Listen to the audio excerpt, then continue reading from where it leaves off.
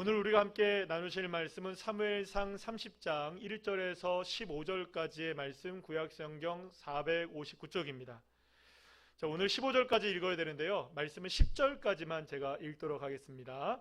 우리 다 같이 1절부터 함께 합독하시겠습니다.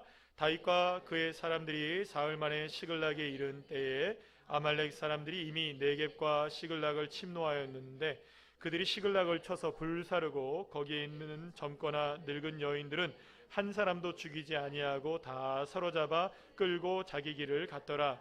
다윗과 그의 사람들이 성읍에 이르러 본즉 성읍이 불탔고 자기들의 아내와 자녀들이 사로잡혔는지라. 다윗과 그와 함께한 백성이 울 기력이 없도록 소리를 높여 울었더라. 다윗의 두 아내 이스라엘 여인 아히노암과 갈멜 사람 나발의 아내였던 아비가일도 사로잡혔더라. 백성들이 자녀들 때문에 마음이 슬퍼서 다윗을 돌로 치자 하니 다윗이 크게 다급하였으나 그의 하나님 여호와를 힘입고 용기를 얻었더라. 다윗이 아히멜렉의 아들 제사장 아비아달에게 이르되 원하건대 에봇을 내게로 가져오라. 아비아달이 에봇을 다윗에게로 가져가매 다윗이 여호와께 묻자 이르되 내가 이 군대를 추격하면 따라잡겠나이까 하니 여호와께서 그에게 대답하시되 그를 쫓아가라. 내가 반드시 따라잡고 도로 찾으리라. 이에 다윗과 또 그와 함께한 600명이 가서 부솔 시내에 이르러 뒤떨어진 자를 거기 머물게 했으되 곧 피곤하여 부솔 시내를 건너지 못하는 200명을 머물게 했고 다윗은 400명을 거느리고 쫓아가니라. 아멘. 자리에 앉으시겠습니다. 할렐루야. 오늘은 사무엘상 30장 1절에서 15절까지의 말씀으로 광야 그 끝에 이르러라는 제목으로 함께 은혜를 나누도록 하겠습니다. 사무엘상의 말씀을 우리가 함께 살펴보고 있는데요, 이 사무엘상의 말씀에는 다양한 인물들이 우리에게 소개되고 있습니다.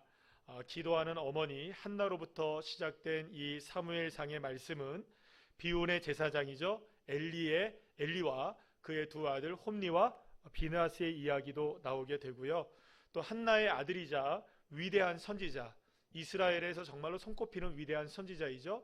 그리고 또 이스라엘의 마지막 사사이기도 한 이제 사무엘 등장하고요. 그리고 또 이스라엘의 초대 왕이죠, 사울이죠. 그리고 또 오늘 본문에서도 우리가 함께 나누는 사울이고요. 그리고 또 사울의 아들 요나단도 성경엔 등장을 합니다. 사무엘상에 등장하고, 그리고 또 마지막으로는 거인 골리앗을 물리치면서 이스라엘의 영웅으로 등장하였던, 그러나 사울 왕에게 쫓겨서 광야에서 참으로 어려운 시간을 보내게 된 살았었던 이 다윗이 바로 이 사무엘상에 등장하는 등장인물들입니다. 이들의 이야기를 우리가 지난 3개월 동안, 3개월이죠. 지난 3개월 동안 주일 예배를 통해서 함께 말씀을 나누었고요. 또 한 3번 정도는 우리가 수요 예배의 말씀을 통해서도 계속해서 이 사무엘상의 말씀을 나누었습니다. 오늘까지 말씀을 보니까 이렇게 나눈 말씀만 설교로 15편입니다.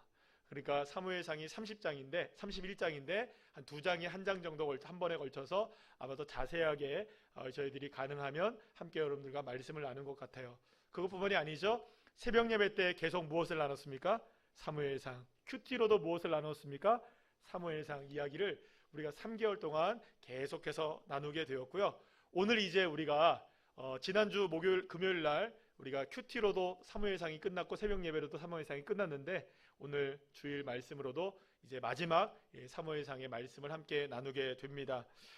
물론 사무엘상의 마지막은 31장이고요. 그 내용은 사실 이제 사울 왕의 아들들이죠. 요나단 비롯해서 세 아들이 블레셋과의 전쟁에서 전사를 하게 되는, 그러나 사실은 사울은 전사를 했다기보다는 활에 맞아서 죽어가고 있다가 스스로 어떻게 합니까? 자결하게 되는 참 비참한 사실 최후를 맞이하게 되는 장면이 31장에 남아있긴 하지만 실제적으로 내용상, 그러니까 사무엘상의 1장부터의 쭉 흐름 속에서 본다면 마지막의 내용이라고 볼 수 있는 것은 오히려 30장의 내용이라고 할 수 있을 것입니다.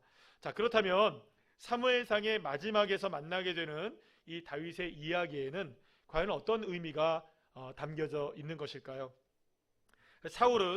다윗은 사울 왕의 추격을 피해서 블레셋 가드로 망명하게 됩니다. 이 내용은 지난 수요일 밤 예배를 통해서 우리가 함께 깊이 있게 내용을 나눴었는데요. 한번 여러분들이 꼭 참고해 보시면 좋겠습니다. 그렇게 이렇게 다윗이 블레셋의 가드로 망명하게 된 이후로 다윗은 나름대로 거기서 인정받는 삶을 살게 됩니다. 가드의 왕인 아기스의 머리를 지키는 자, 그러니까 군대의 장관급이 되겠죠. 비서실장이 될 것이고, 뭐 어쨌든 간에 군대 장관으로서의 역할을 감당하게 될 정도로, 그 자리에 오를 정도로 블레셋에서 나름대로는 인정을 받는 삶을 살게 됩니다. 그러고 보면 여러분 그런 것 같아요. 여기서 인정받는 사람은 어디서도 인정받아요. 어디든지. 그렇죠? 여러분들 어디 가든지 인정받는 주의 자녀들 되시기를 축복합니다. 자, 그런데 블레셋과 이제 블레셋의 이제 그 가드의 군대 장관으로서 삶을 살고 있다가 어떤 일을 만나게 되냐면, 이제 블레셋의 연합 군대, 그러니까 블레셋이 도시국가로 연합되어 있는 국가였는데요. 이번에 블레셋의 도시들이 연합하여서 이스라엘을 침공하게 됩니다. 전쟁을 벌이게 돼요. 그런데 바로 그때에 그 가드라는, 그러니까 블레셋의 도시국가 중에 하나였던 이 가드의 대표로서 다윗의 군대, 다윗과 함께한 600명의 사람들이 이 블레셋과 이스라엘의 군대 전쟁에 참여하게 되어지게 됩니다. 하지만 다윗의 군대는 실제로 이스라엘과의 전쟁에 참가하지는 못하게 됩니다. 그 이유는 블레셋 연합군대가 다윗이 함께 이스라엘과의 전쟁에 아군으로 참여하는 것을 반대했기 때문이었어요. 가드왕 아기스가 막 변호를 했습니다. 아니다, 괜찮다, 다윗 이제 우리 편이다. 그렇게 변호를 했음에도 불구하고 블레셋의 지도자들은 다윗이 이스라엘과 전쟁을 벌이게 될 경우에 혹시 이 사람이 태도를 돌변하여서 오히려 블레셋을 공격할 수 있게 되는 빌미를 줄 수 있다. 그러면서 다윗을 불신하게 되었고, 다윗을 절대로 이스라엘과의 전쟁에 참여시켜서는 안 된다고 반대를 했던 거예요. 아기스는 하는 수 없이 다윗의 군대를 돌려보내게 되고요. 블레셋의 연합군은 다윗의 군대를 뺀 채로 이스라엘과의 전쟁을 위해서 이스르엘이라는 곳으로 가서 진을 치게 됩니다. 그리고 다윗과 함께한 600명의 군사들은 자신들이 블레셋에서 본거지로 삼고 있었던 시글락이라는 곳으로 돌아가게 되어지죠. 자, 그런데 이렇게 다윗의 군대가 이스라엘과의 전쟁에서 빠지게 된 것은 전적인 하나님의 은혜였습니다. 만약에 이대로 이스라엘과의 전쟁에 블레셋 가드의 군대 장관으로 만약에 이제 다윗이 참여를 하게 된다면 결국엔 다윗은 누구와 싸워야 되는 거예요? 이스라엘과 싸워야 되잖아요. 블레셋의 이름으로 이스라엘과 싸워야 돼요. 여러분, 그것을 하나님이 좋아하실까요? 나빠하실까요? 싫어하실까요? 절대로 주님 원하시는 일이 아니겠죠. 그렇기 때문에 어떠한 방법을 써서라도 다윗은 이 전쟁에 참여해야 될까요? 참여하지 말아야 했을까요? 참여하지 말아야 했던 것이에요. 그런데 내가 참여하지 않는다고 해서 참여할 수 없느냐? 그게 아니에요. 만약에 내가 이 전쟁에 참여하지 않을래요 한다면은 가드 왕이었던 아기스는 이거 다윗이 이상한 마음을 품고 있구나라고 의심할까요, 안 할까요? 의심하겠죠. 그러면 여러분, 그런 순간 다윗은 어떻게 될 수 있냐면 바로 이 아기스 왕에게 죽임을 당할 수도 있는 거예요. 그러니까 여러분, 전쟁에 참여하자니 이스라엘과 싸워야 되고, 전쟁에 안 참여하자니 자기가 이제 죽을 수밖에 없을 것 같고, 그러니까 사실은 이러지도 못하고 저러지도 못하는 상황 가운데 있었을 바로 그때 하나님께서 블레셋의 지도자들의 마음을 움직이셔서 다윗을 자연스럽게 이스라엘과의 전쟁에 참여하지 못하도록 주님이 인도해 주셨던 것이죠. 이렇게 하나님께서는 다윗에게 피할 길을 열어주셨던 것입니다. 사랑하는 여러분, 다윗이 블레셋에 망명을 한 것은 결코 잘한 일이 아니었어요. 하나님께 묻지도 않았고요, 하나님께 기도하지도 않았어요. 하나님의 뜻을 따라간 것도 아니라 그냥 그저 자기의 뜻을 따라서 간 것이었기 때문에 하나님은 그 책임을 나중에 분명히 물으십니다. 그런데 여러분들 보세요. 다윗이 잘한 건 아니지만, 블레셋 가드로 망명한 것이 잘한 것도 아니고, 그렇다고 이 사람을 칭찬할 수 있는 것도 아니지만, 그런데 여러분들, 중요한 순간에 하나님은 누구를 구원해내십니까? 다윗을 구원해내시는 거예요. 다윗을 도와주시는 거예요. 다윗과 함께 해주시는 거예요. 사랑하는 여러분, 여기서 우리가 한 가지 알 수 있는 하나님의 은혜 하나를 알 수 있습니다. 여러분, 다윗이 부족해도 하나님은 역사하셨어요. 다윗이 비록 죄를 지어도 하나님은 그와 함께 하셨다는 거예요. 그럼 여러분 생각해 보시죠. 다윗이 완벽해서 주님의 역사가 그에게 완벽하게 임했을까요?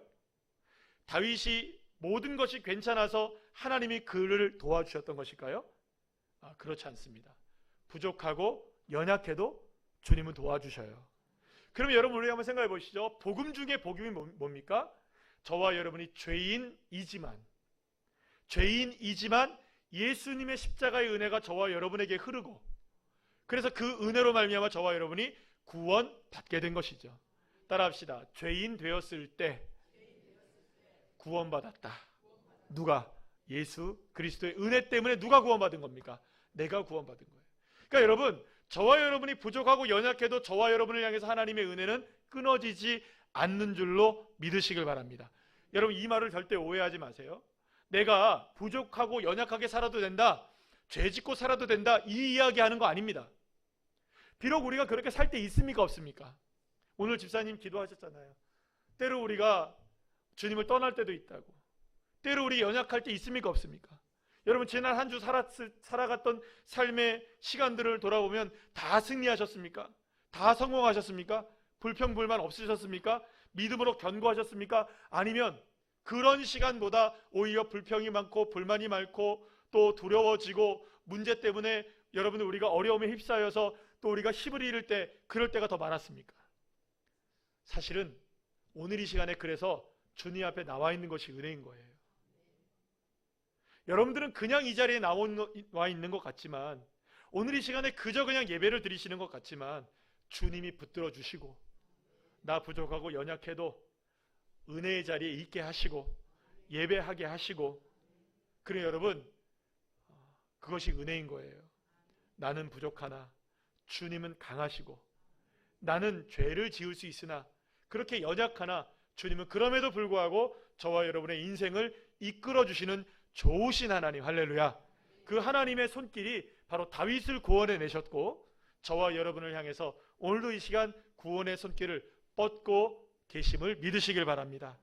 그러나 이렇게 극적으로 이스라엘과의 전쟁에서 빠지게 되어서 시글락으로 돌아오게 된 다윗의 군대였지만, 시글락에 돌아오자마자 비극적인 상황을 맞이하게 됩니다. 이스라엘과의 전쟁을 위해 마을을 비운 사이 아말렉이 쳐들어와서 마을을 쑥대밭으로 만들었을 뿐만 아니라 가족들은 물론 모든 것을 다 이 아말렉이 약탈을 해갔던 거예요. 여러분, 오늘 보면 4절 말씀 우리 다 같이 한번 읽어볼까요? 시작. 다윗과 그와 함께한 백성이 울 기력이 없도록 소리를 높여 울었더라. 이스라엘과의 전쟁에서 제외된 것은 전적으로 하나님의 은혜였습니다. 그런데 그러한 놀라운 하나님의 은혜를 경험하며 집으로 돌아와 보니 아말렉에게 모든 것을 다 빼앗겨버린 약탈의 현장을 마주하게 된 것이에요. 사랑하는 여러분, 왜 이런 일이 일어날까요? 한쪽에서는 분명히 하나님의 은혜라고 할 수 있는 일이 일어납니다. 정말 놀랍다, 정말로 하나님의 은혜다. 그런데 여러분, 다른 인생도 아니라 내 인생이 한쪽에서는 하나님의 은혜라고 고백하는 순간이 있는 반면, 옆으로 살짝만 돌이켜 봐도 다른 한쪽에서는 여러분 하나님의 은혜와는 전혀 상관없는, 오히려 왜 인생은 내 인생은 이래야 됩니까? 마치 저주를 받은 것처럼, 정말 하나님께 버림받은 것처럼 고통스러운 일이 있을 때가 있는 거예요. 한쪽에는 하나님의 은혜, 여기를 보면 막 웃어요. 근데 이쪽을 보면 어떻습니까? 슬퍼져요. 여러분, 이런 삶을 여러분들 경험해 보지 않으셨습니까? 어쩌면 우리는 날마다 이런 삶 가운데 살아가는지도 모릅니다. 하루는 웃었다가 하루는 울다가 웃는 일들이 우리에게 얼마나 많은지 몰라요. 웃다가 하나님의 은혜라고 얘기했다가 저쪽에서는 원망했다가. 여러분, 왜 이런 일들이 펼쳐질까요? 도대체 하나님이 원하시는 건 뭘까요? 하나님이 왜 나에게 이런 일들을 허락하실까요? 날마다 은혜였으면 좋겠는데 왜 이쪽을 돌아서면 이런 일들이 내게 펼쳐질까요? 자, 그런데 상황은 더 나빠져요. 다윗과 함께 있던 600명의 사람들이 자신들에게 다가온 이러한 참담한 현실을 마주하게 되자 망연자실하게 되었고, 그 현실을 받아들일 수 없게 되자 자신의 우두머리인 다윗을 돌로 쳐 죽이려고 했던 거예요. 자, 오늘 본문 6절 말씀 우리 다 같이 한번 볼까요? 쉬운 성경의 말씀입니다. 시작. 다윗의 부하들이 다윗을 돌로 쳐 죽이려 하였습니다. 그 때문에 다윗은 몹시 당황하였습니다. 다윗의 부하들은 자기 아들, 딸들이 포로로 끌려갔기 때문에 슬프고 화가 났던 것입니다. 다윗과 함께 있던 600명의 사람들이 여러분 어떤 관계였는 줄 아세요? 아둘람에서부터 시작된 이들의 관계는요, 수년 동안 광야에 살면서 정말로 동고동락을 했고요, 좋은 일 어려운 일들 다 함께 겪으면서 정말로 단단하게 묶여진 공동체가 이 아둘람 공동체, 다윗의 공동체, 이런 공동체였던 것이에요. 무엇보다 600명의 이 사람들, 다윗과 함께 했던 600명의 사람들은요, 다윗이 모집한 사람이 아니에요. 여러분, 다윗이 좀 나와 함께 하자고 해서 광곤에서 사람들 우리 함께 합시다 했던 사람이 아니에요. 다윗 홀로 광야에 던져져 있었는데요, 수많은 사람들이 어디로 몰려온 겁니까? 누구에게로? 그래서 우리 같이 함께 살자고 했던 사람들이에요. 그 사람들이. 그러니까 다윗은요, 여러분들 정말 부담스러운 거예요. 나 혼자도 지금 사울 피해 다니기 부담스러운데 이 600명 사람들을 어떻게 내가 같이 함께 다니냐. 그렇게 해서 만들어진 게 600명의 아둘람 공동체, 다윗의 공동체였거든요. 그러니까 다윗은요, 여러분 이들을 먹여 살리기 위해서, 이들을 책임지기 위해서 정말로 고군분투합니다. 정말로 힘겨운 인생을 살아가요. 자기 혼자 살아가기도 힘든데 그 600명을 먹여 살리는 거예요. 그 어려운 일을 함께 하면서 이 아둘람 공동체, 다윗의 공동체는 그렇게 시간을 지냈던 거예요. 자, 그런데 이들이 자신들의 우두머리인 다윗을 자신들의 자녀 문제 때문에 어떻게 합니까? 죽이려고 하는 거예요. 죽이려고. 여러분 생각해 보세요. 자식 문제 앞에 눈에 보이는 게 없는 거예요. 여러분들 사실 우리도 마찬가지예요. 자녀 문제, 또 혹은 그 다른 문제들, 여러 가지 문제들이 우리 앞에 딱 펼쳐지게 되잖아요. 눈에 뵈는 게 없어지는 거예요. 하나님도 안 보이는 거예요. 다윗 보이지 않는 거예요. 여러분 생각해 봅시다. 다윗이 안 보이는 사람은 하나님을 볼 수 있을까요? 눈에 보이는 다윗이 안 보이는데 어떻게 하나님을 볼 수 있겠어요, 여러분들? 사실은 다윗을 지금 죽이려고 했던 이 모습은 누구를 배반하고 있는 걸까요? 그렇죠. 이스라엘 백성들이 가나안 땅을 정탐하고 12명이 돌아옵니다. 여호수아 출애굽기 17장의 말씀에 여러분들 한번 꼭 읽어보시기 바라는데요. 그때 10명은 안 된다. 2명 누굽니까? 갈렙과 여호수아는 된다 얘기합니다. 하나님 함께 하시면 우리 거기 점령할 수 있다. 그때 백성들이 돌을 쳐서 누구를 죽이려고 하냐면 이 갈렙과 여호수아 갈렙을 죽이려고 해요. 근데 그때 하나님이 나타나십니다. 뭐라고 얘기하시는 줄 아세요? 하나님이 너희가 나를 배반했다. 아니 지금 누구를 향해 돌을 쳐드는데? 여호수아 갈렙을 향해 돌을 쳐드는데요, 하나님은 지금 그것이 누구를 배반하는 일이다? 하나님을 배반하는 일이라고 얘기하는 거예요. 사랑하는 여러분, 다윗이 얼마나 힘들었겠어요. 여러분, 다윗도 지금 어떤 상황입니까? 자녀들 잃어버리고 아내 잃어버린 상황이잖아요. 아픔은 똑같아요. 여러분, 그 책임에 더 힘들었던 사람이 누구일까요? 여러분, 다윗이었을 거예요. 근데 여러분, 지금 그런 상황 속에서 이 다윗의 부하들이 누구를 죽이려고 돌을 쳐든 겁니까? 다윗을 죽이려고 돌을 쳐들은 거예요. 그야말로 다윗은 더 이상 누구도 믿을 수 없고요, 누구도 의지할 수 없고 그 어디로 피할 수 없는 정말로 절망적인 상황에 놓이게 된 거예요. 여러분, 그렇지 않겠어요? 여러분, 600명의 사람들이 자신을 향해서 돌을 쳐들어요.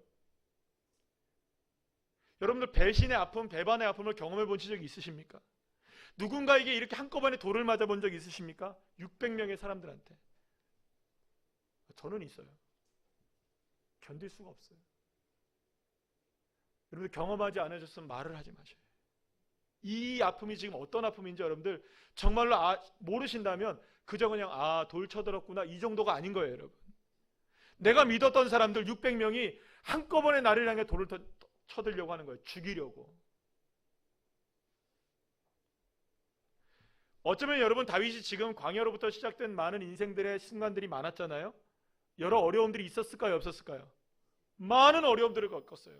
그래서 다윗은 심지어 시편 23편에서 뭐라고 얘기를 하냐면 내가 사망의 음침한 골짜기를 걸었다. 그렇게 어려운 순간들을 지내고 왔던 거예요. 그런데 아마도 다윗이 인생 가운데 살아가는 순간 속에서 가장 위급했던 순간 하나를 꼽으라면 어느 순간을 꼽을 수 있을까? 제가 쭉 사무엘서를 묵상해 보니 물론 아들 압살롬에게 쫓겨날 때도 있었을 것이고 사울에게 쫓겼을 때도 있을 것이고 여러 순간들이 있었겠지만 가장 큰 생명의 위협을 당하고 가장 크게 어려움을 당하고 가장 크게 마음이 아팠던 순간이 바로 이 순간이 아니었을까? 부하들에게 돌이 들려지고 그 돌들이 다 누구를 향하고 있을 때? 자기 자신을 향하고 있을 때. 어쩌면 이 순간이야말로 절체절명의 위기의 순간, 그때 그 순간이 아니었을까? 왜 그렇습니까? 더 이상 피할 곳도 없어요, 여러분. 자기 편이 되어줄 사람도 없는 거예요. 이미 자신을 향해 들린 돌들이 자신에게 던져지기만 하면 다윗의 생명은 여기서 끝나는 거예요. 막다른 상황, 정말로 막다른 상황이 다윗에게 펼쳐지게 된 것이죠. 자, 그런데 여기까지만 우리 잠깐 생각을 해보고 다른 장면을 함께 생각을 해보려고 해요. 같은 시각에 거의 비슷한 상황 가운데 놓여진 한 사람이 있습니다. 바로 사울 왕입니다. 사울 왕은 블레셋의 연합군대가 이스라엘을 공격할 준비를 마치고 이스라엘이라는 곳에 진을 쳤다는 소식을 듣게 됩니다. 그래서 너무나 다급하게 된 거예요. 그래서 사울은 그 순간 그래도 하나님을 찾습니다. 사무엘상 28장 6절 말씀 우리 다 같이 한번 읽어볼까요? 시작. 사울이 여호와께 묻자오되 여호와께서 꿈으로도 우림으로도 선지자로도 그에게 대답하지 아니하심으로. 그래도 여러분 사울은 누구를 찾았습니까? 하나님을 찾죠? 그래도 다윗은 하나님을 찾아요. 그러나 이미 사울에게서 하나님은 떠난 상황이었죠. 그러니까 하나님 앞에 얘기를 해도 뭐 선지자로도 그 어떤 방법으로도 하나님의 응답이 없으셨던 거예요. 그렇다면 여러분 사울은 어떻게 했어야 될까요? 하나님의 응답이 없네? 그러면 여러분 관두고 다른 방법 찾아야 될까요? 아니면 끝까지 하나님을 찾아야 할까요? 그렇죠. 하나님을 끝까지 찾아야 되겠죠. 그럼 왜 하나님이 응답을 안 하실까 생각을 해야겠죠. 그럼 왜 하나님이 응답 안 하겠어요? 하나님과의 막힌 담이 있으니까. 그러면 내가 하나님께 뭘 잘못했을까 생각해야 되겠죠. 그럼 하나님이 응답하지 않으시는데 하나님 내가 잘못한 게 뭐가 있는지 하나님 용서해 주세요. 회개하고 또 죄를 주님 앞에 내려놓으면서 주님 앞에 끝까지 누구를 찾아야 됩니까? 끝까지. 막다른 길에서는 끝까지 주님을 찾아야 되는 거예요. 그런데 하나님을 계속 찾지 않아요. 그리고 어디를 가냐? 죽은 사무엘을 찾기 시작합니다. 아니 죽은 사람 찾기 시작하는 거예요. 그리고 죽은 사무엘이라도 만나야겠다. 그래갖고 엔돌이라는 곳에 가서 신접한 여인, 그러니까 무당을 찾아갑니다. 무당. 여러분들 무당 찾아갔어요. 끊으시기 바랍니다. 전 보러 다니고 여러분들 그 신문에 나오는 이런 뭐 오늘의 운세 그런 것도 보지 마세요, 여러분. 아멘. 아멘. 그런 것도 보지 마세요. 그 말이 됩니까, 여러분? 세상의 쥐띠는 다 똑같습니까, 그러면? 세상의 말띠는 다 똑같아요? 오늘 말띠들은 다 똑같아요, 여러분? 우리 저기 목사님들 보니까 개띠들이 많으시더라고요. 전부 다 자기들이 그러대요. 우리 여기는 다 네, 이렇게 얘기하시더라고요. 그러면 개띠들은 전부 다 똑같은 운세 갖고 살아가나요? 말이 되는 걸 보셔야죠, 그거를. 그러면서 그거 보면서 그러니까 동쪽으로 가지 말라고. 동쪽이 교회인데 가지 말라면서. 이런 데니까요.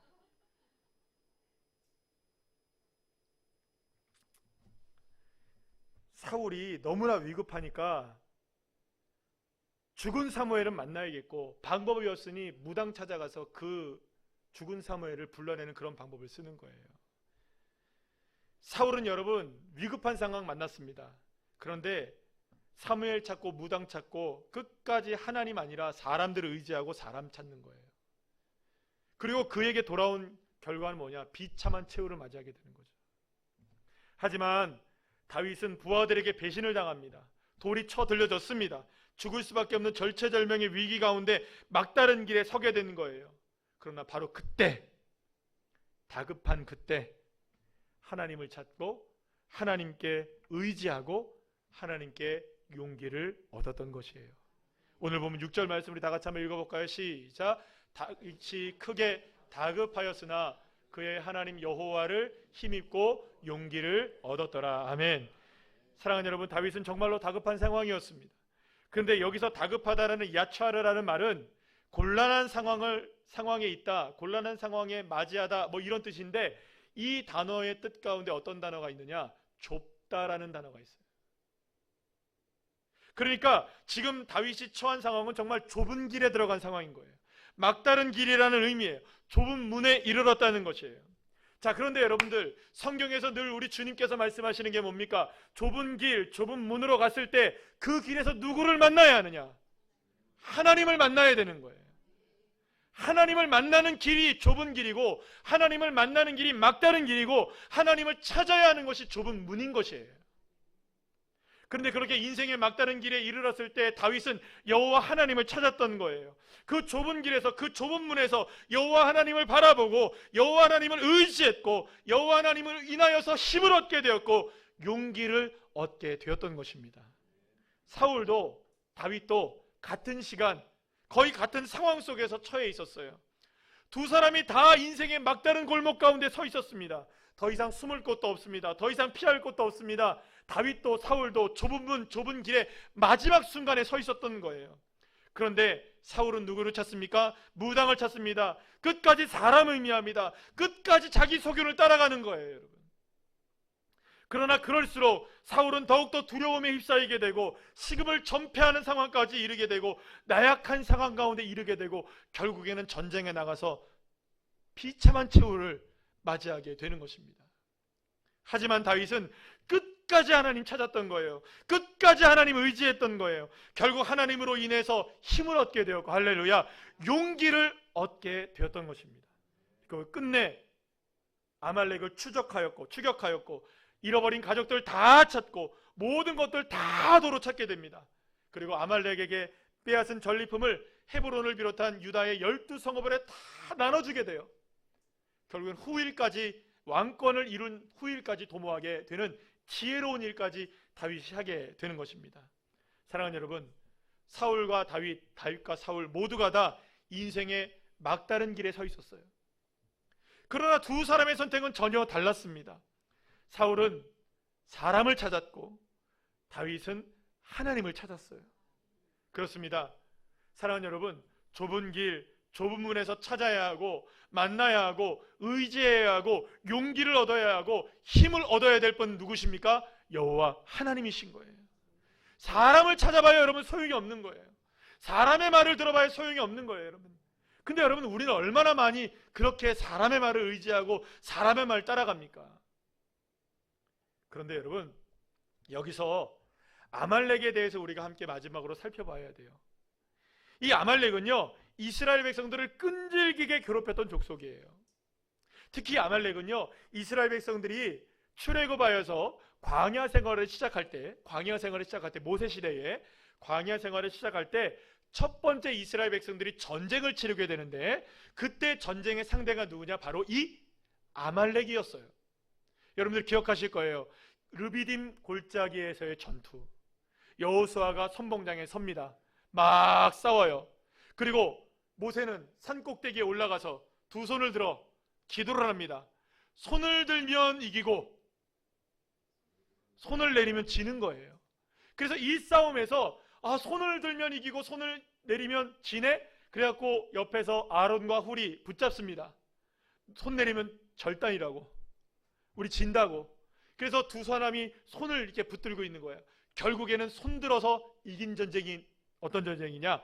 아말렉과의 전쟁이었던 거예요. 모세는 아말렉과의 전쟁에서 승리를 거둔 후에 제단을 쌓고 그 제단의 이름을 뭐라고 부르냐? 여호와 니시. 따라합시다. 여호와 니시. 여호와 니시라고 부르게 되는데, 출애굽기 17장 말씀 우리 다 같이 한번 읽어볼까요? 시작. 이르되 여호와께서 맹세하시기를 여호와가 아말렉과 더불어 대대로 싸우리라 하셨다 하였더라. 아멘. 사랑하는 여러분, 하나님은 이스라엘 백성들이 대대로 아말렉과 싸워야 한다고 말씀하고 있는 거예요. 갑자기 생각난 게 있는데, 아까 전에 제가 제가 12정탐꾼 얘기를 출애굽기로 말씀드렸죠. 민수기입니다. 민수기. 정정합니다. 뭉개세요. 네, 제가 착각했어요. 지금 이 본문 여기가 이제 말씀이 출애굽기 17장에 나와 있어서 그걸로 착각했는데 민수기입니다. 민수기. 자, 어쨌든 출애굽기 17장 16절 말씀 다시 한번 보여주시죠. 자, 갑자기 생각나서 이거는 정정하고 넘어가야 될 것 같아서 다시 읽읍시다. 시작. 이르되 여호와께서 맹세하시기를 여호와가 아말렉과 더불어 대대로 싸우리라 하셨다 하였더라. 아멘.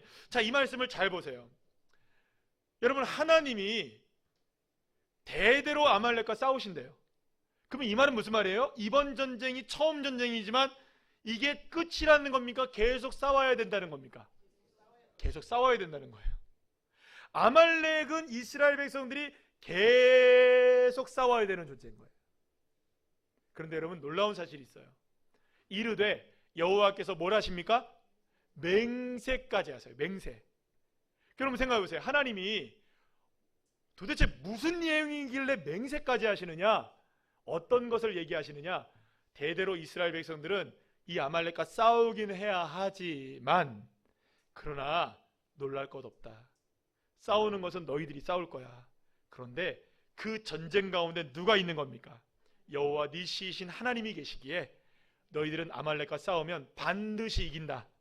누구만 의지하면, 하나님만 의지하면 아말렉과의 싸움은 반드시 이길 수밖에 없다. 그러니까 아말렉이라는 존재와 싸울 때마다 우리는 누구를 기억해야 되느냐? 여호와 니시의 하나님, 우리와 대대로 싸우시는 하나님, 승리를 주시는 하나님, 그 여호와 니시의 하나님을 아말렉과 싸울 때마다 기억해야 되는 거예요. 아말렉과 안 싸우면 좋겠죠. 그런데 하나님은 아말렉은 끊임없이 다가온다는 거예요. 이런 모습으로도 다가오고 저런 모습으로도 다가온다는 거예요. 그때마다 기억해라. 아말렉을 어떻게 이겼는지. 그래서 신명기 25장 17절에서 성경은 아예 이렇게 말씀하시는 걸 보게 됩니다. 우리 다 같이 한번 읽어볼까요? 시작. 너희는 애굽에서 나오는 길에 아말렉이 내게 행한 일을 기억하라. 아멘. 아말렉에게 여러분들 하나님이 행하신 일을 기억하라는 것이에요. 무슨 일을 하셨습니까? 하나님이 싸우셨다는 거예요. 손을 들면 이기고, 손을 내리면 지고, 하나님 의지하면 이기고, 하나님을 의지하지 못하면 지는 거예요. 사랑하는 여러분, 아말렉은요, 우리의 삶에 다양하게 다가옵니다. 때로는 여러분 이러한 모습으로도 다가오고 저런 모습으로도 다가와요. 그런데 여러분, 한 가지가 있어요. 수없이 다가오는 여러분들이 이런 아말렉의 모습들을 이길 수 있는 방법은 딱 하나밖에 없는 거예요. 하나님을 의지하는 것밖에 없어요. 모세와 이스라엘 백성들이 여러분 광야의 길을 시작할 때 무엇을 마주하게 됐냐면 이 아말렉이란 존재를 맞이하게 된 거예요. 그런데 여러분, 이 구약 성경의 전체를 보게 되면 광야라는 곳이 시작되는 시점이 이 모세와 함께 했던 이 시점이거든요. 그런데 이때 누구를 만나느냐? 이 아말렉을 만난 거예요. 그런데 구약 성경 전체의 내용을 함께 살펴보게 되면 광야의 생활이라는 것을 마치는 순간이 나옵니다.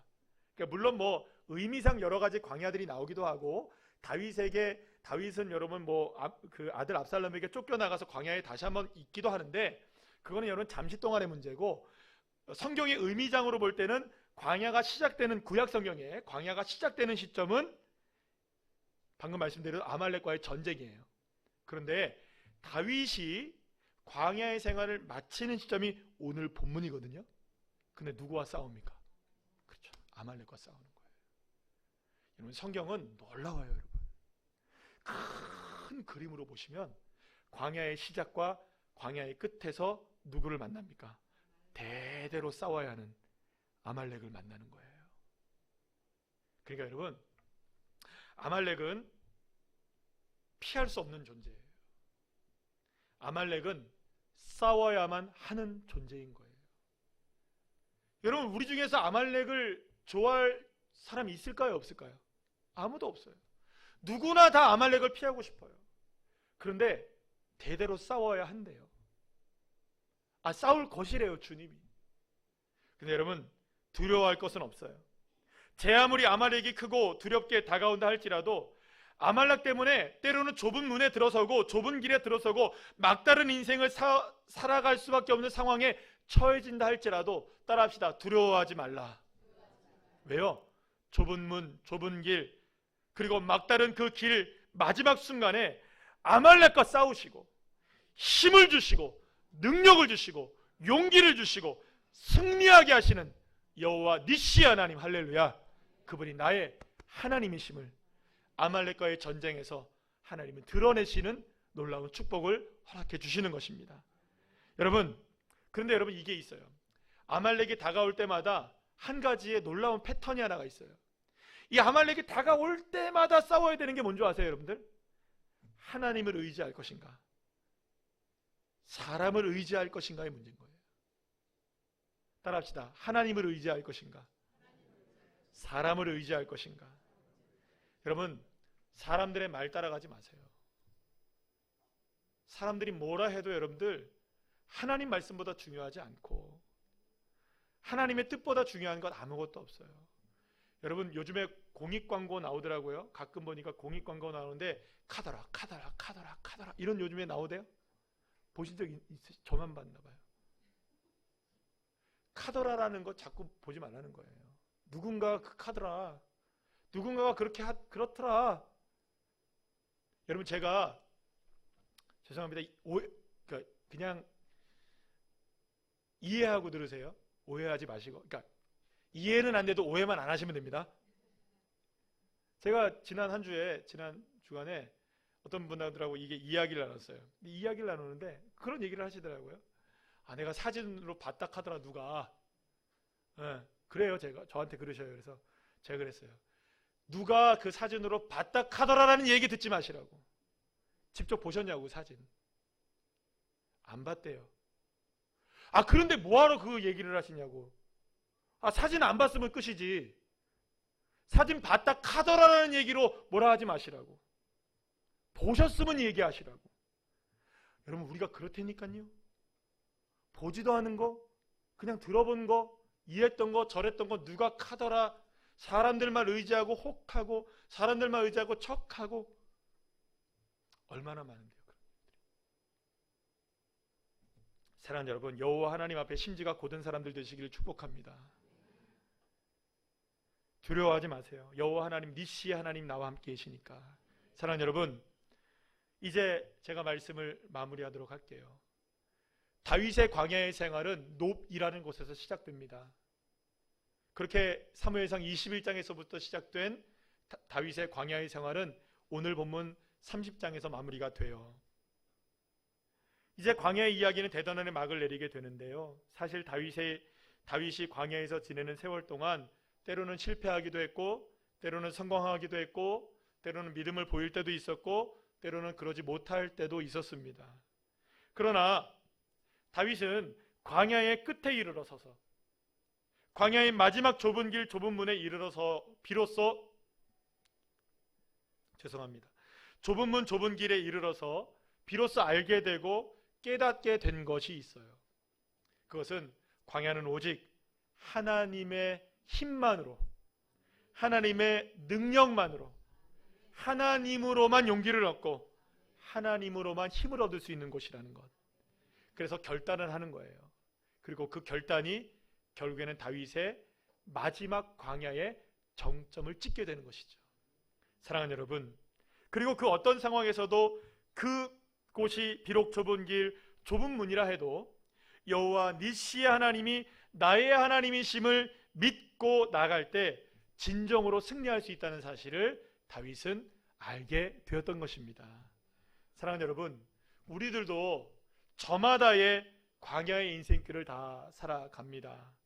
어디가 길이고 어디가 끝인지 알지 못할 때도 사실 있어요. 한쪽에서는 좋은 일이 벌어지고 한쪽에서는 이런 나쁜 일이 벌어질 때도 있습니다. 왜 나에겐 이렇게 되나 우리가 생각할 때도 있어요. 그러나 그 모든 인생의 광야의 길에서 우리가 끝모를 광야의 길을 살아간다 할지라도 때로는 그래서 사울과 같은 사람이 와서 우리를 괴롭힐 수도 있습니다. 또 아말렉이 다가와서 모든 것을 앗아가기도 합니다. 때로는 블레셋과 같은 사람들이 다가와서 치열하게 싸워서 전쟁을 치러야 되는 그 삶의 장소가 저와 여러분이 살아가는 삶의 장소이기도 합니다. 그래서 말 그대로 광야와 같은 인생이죠. 그래서 때로는 막다른 길에 서게 되기도 합니다. 그렇다면 사랑하는 여러분, 지금 나는 어떻습니까? 이 광야와 같은 삶에서 여호와 니시의 하나님으로 인해서 여러분 승리하고 계십니까? 아니면 여전히 아말렉과 블레셋과 사울 때문에 두려워서 꼼짝도 못하고 막다른 길에서 두려움에 떨고만 있는 것은 아닙니까? 그리고 여전히 사람 찾고 있는 건 아닐까요? 방법 찾고 있는 건 아닐까요? 사랑하는 여러분, 광야 그 끝에 이르러서 다윗이 여호와 하나님으로 인해 힘과 용기를 얻은 것처럼 저와 여러분이 그렇게 해서 힘과 용기를 누구에게 얻어야 될까요?